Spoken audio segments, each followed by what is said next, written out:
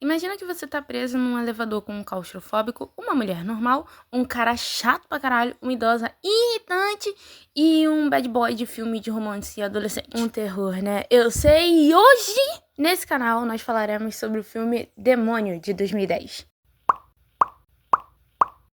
Oi amigos, tudo bem com vocês? Eu estou ótima, espero que vocês estão bem. E já queria dizer que se você está assistindo o vídeo e não é meu amigo, basta se inscrever no canal para receber vídeos horríveis e de vez em quando muito bons. E é assim que viraremos amigos, porque depois dessa ação, vocês vão me encontrar aqui toda segunda, quinta, sexta e sábado, falando sobre assuntos variados. Segunda-feira eu falo sobre filmes, desenhos e séries.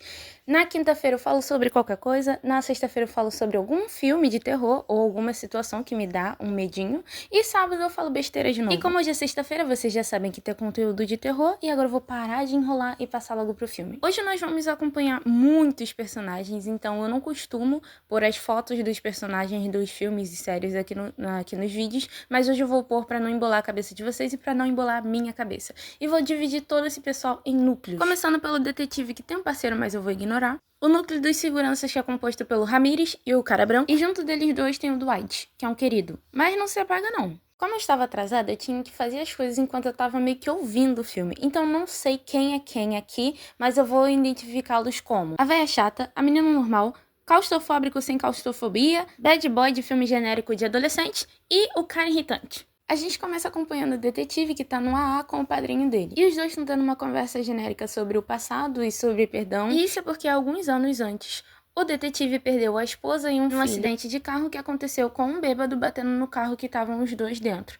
E, pra melhorar, o bêbado ainda deixou um cartãozinho do Lava Jato escrito "Oh, me desculpe". E é por causa dessa situação que o detetive se tornou alcoólatra e descrente. O lance que ele estava tendo com o padrinho dele é interrompido porque descobrem um corpo que estava em cima de um caminhão. Ele vai até o local do crime e descobre que aquele não era o real local do crime. O caminhão ficou indo pra lá e pra cá com aquele corpo em cima do teto. Então, depois de detetivar pra caralho, ele descobre o real local do crime, que tinha sido um prédio com milhares de andares. E a gente descobre que aquela pessoa tinha se jogado de lá de cima. E o detetive deduz isso porque ele vê a pessoa com um terço na mão. Bom, enquanto ele tá lá fora, lá dentro do prédio, os não são detetives, os seguranças descobrem que um grupinho de 5 pessoas estão presas dentro do elevador. Então eles ligam pro Dwight e falam: "Ei, vai lá ver se tá tudo bem, porque o elevador tá com um probleminha aqui no sistema." O Dwight, que estava limpando uma janela quebrada, desce pra ver o que estava acontecendo com o elevador. E bom, chegando lá embaixo, o nosso amigo quase morre mais milhares de vezes. Sério, amigos. Tadinho do nosso Dwight. Mas ele não morre, fica tudo bem. Enquanto isso, dentro do elevador tá um clima estranho pra caralho. Isso porque a velha parece ser racista, o cara chato parece ser assediador, o claustrofóbico... Oh, meu Deus. O claustrofóbico, que é um segurança, é um péssimo segurança, e isso deixa todo mundo irritado e nervoso, juntando com a claustrofobia dele, claustrofobia dele deixa tudo pior. O cara, bad boy de filme adolescente, tá lá normal, e a menina normal tá normal na dela. Só que esses três personagens causam um caos ali dentro do elevador. Na verdade, a velha e o cara chato. Eles começam a brigar, falam que o segurança é um péssimo segurança, ficam reclamando de tudo. Enquanto isso, o nosso querido Dwight tá lá embaixo, de novo, quase sendo morto. Até que ele realmente é. Ele tava ali no poço do elevador, só que na verdade não no poço, naquela coluna que o elevador se locomove, e ele tava com uma cordinha. E essa cordinha arrebenta e ele cai em cima do elevador. E todo mundo pensa: nossa, chegaram pra nos resgatar. Só que... Não. Era só o Dwight morrendo em cima deles. Depois desse momento, o detetive é chamado lá pra dentro. E os nossos amigos do elevador ficam desesperados, porque eles escutam o Dwight caindo, eles acham que era o resgate, depois escutam o rádio do Dwight chamando por ele, descobrem que ele tá morto. E eles pensam: gente, vamos morrer também. Isso tudo que eu contei pra vocês já foi o suficiente pro caos se instalar ali naquele local. Porém, pra piorar, as luzes começam a piscar, meus amigos. E nessa que a luz pisca, a menina normal é ferida nas costas, e quando olham ela tá sangrando muito, e eles percebem que o cara chato, que parece um assediador, está cheio de sangue. E nesse momento todo mundo deduz que foi ele quem fez aquilo. Porém, logo em seguida, as luzes se apagam novamente, e quem está morto?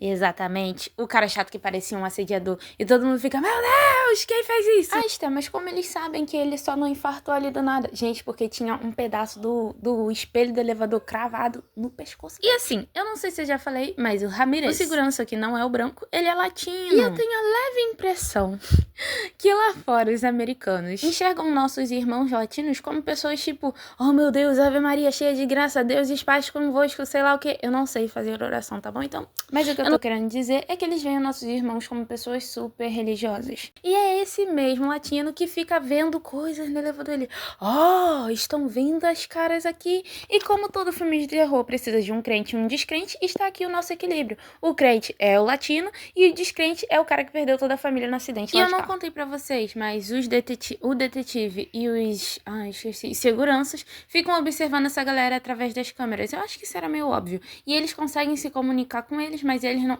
o pessoal que tá preso não consegue se comunicar com os seguranças. Vocês lembram, né, que há poucos minutos eu falei que o cara chato tinha machucado a menina. Vocês lembram disso? Se não lembram, pelo amor de Deus, vão ao médico. Se alguém antes dele tivesse morrido ali, o que eles iriam pensar? Foi o cara, mas como ele tinha morrido, o pensamento foi, um de nós 4 é o assassino. E assim, pra mim, o verdadeiro assassino era essa velha. Mas mesmo querendo que seja isso, eu estava enganada.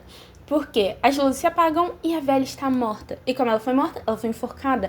Nossa, Esther. Não, peraí, enforcada não. Sabe quando você... Oh, meu Deus, não vou falar isso não, peraí. Na hora que o Dwight caiu em cima do elevador, o que aconteceu? Uns fios soltaram lá e a velha foi enforcada por um desses fios, entendeu? Realmente ela foi enforcada, eu não precisava ter dado todo esse rodeio. Mas já dei, então vamos continuar. Depois disso, só restam 3 pessoas, que é... O hiperfoco, oh meu Deus, foda-se, não lembro mais, o preto careca, a menina normal e o bad boy. A menina normal, ela acredita que o preto careca é a pessoa boa e o bad boy é malvado, primeiro, porque ele tem uma postura de bad boy, e segundo, porque a gente descobre que esse menino, ele já tinha ido pro Afeganistão, matado um monte de gente, visto um monte de gente morrer. E assim, se você tá numa cena de crime e tem um assassino e uma pessoa que nunca matou ninguém, você vai pensar que quem é o responsável pela cena de crime? O assassino, né? E é isso que ela acha. Então ela fica ali com o negão e fala, tipo, oh meu Deus, negão, oh meu Deus. Gente, sou negra, tá?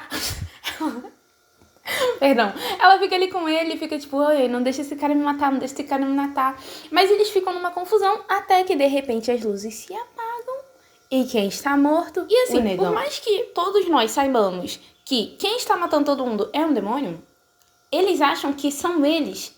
Um deles é o assassino. Então, eu acho essa dinâmica muito interessante, porque o pessoal que tá preso dentro do elevador acha isso, o pessoal que tá investigando o caso, junto com os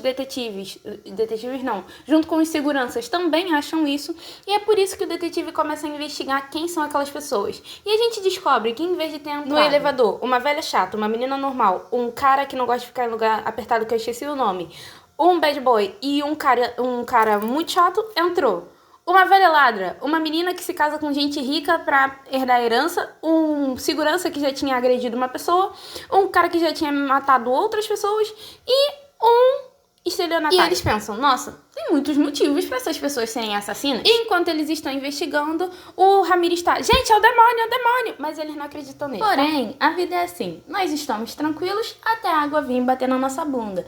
E quando o detetive viu que a água estava batendo na bunda dele, ele começou a desconfiar que era um demônio realmente. E a água bateu na bunda dele por quê?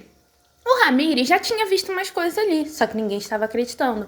Porém, a velha que tinha morrido, eu falei que era essa velha, ela de repente levantou e matou a menina normal. E o detetive viu isso. E a partir daquele momento, ele começou a acreditar no Ramirez. E aí chegamos no final do filme. Um pouco antes do negão ter morrido, o policial começou a acreditar no Ramirez porque... Não é que ele tava acreditando, mas ele tava menos cético do que no início do filme. Então ele sentiu que pro demônio não conseguir fazer com que todos ali se matassem, mesmo que não fosse eles que estivessem se matando, se ele contasse a história da família dele e falasse sobre o perdão, eles iriam ficar mais tranquilos ali e, bom, realmente isso aconteceu.